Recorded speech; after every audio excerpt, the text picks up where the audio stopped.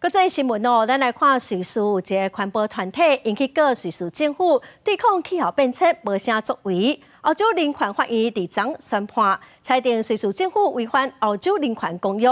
这嘛是全球气候相关的诉讼头一件司法界的判例哦。未来应该嘛影响到欧洲46个国家。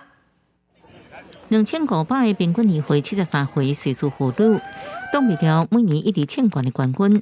历当来，家庭里伫厝内也来设置各种可能的健康危险。9年进前，以年长妇女气候保护协会名义，向欧洲人权法院提起诉讼，控告瑞士政府对抗气候变迁作为无够。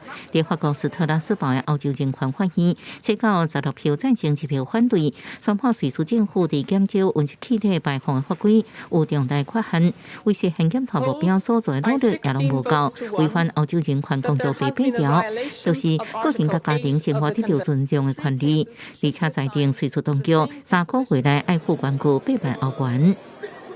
Donc nous pouvons être très fiers, nous, les aînés et eux, pour le climat, d'avoir amené pour la première fois à la Cour le climat et les droits fondamentaux. Et la Cour nous a reconnu nos droits fondamentaux à un climat sain et à ce que notre pays fasse ce qu'il n'a pas fait jusque-là, c'est-à-dire prenne des mesures ambitieuses pour protéger notre santé et protéger évidemment l'avenir de tous et de toutes. 因为欧洲人权法院的裁决有约束性，这项历史性的判决对欧洲46个甚至其他地区引起连锁效应。And this is only the beginning of climate litigation. All over the world, more and more people are taking their government to court, holding them responsible for their actions. 不过，另外2件分别由6个葡萄牙12到24岁的少年人，甲一个法国市长提出的气候变迁诉讼案件是遭到驳回。公司新闻王培文报道。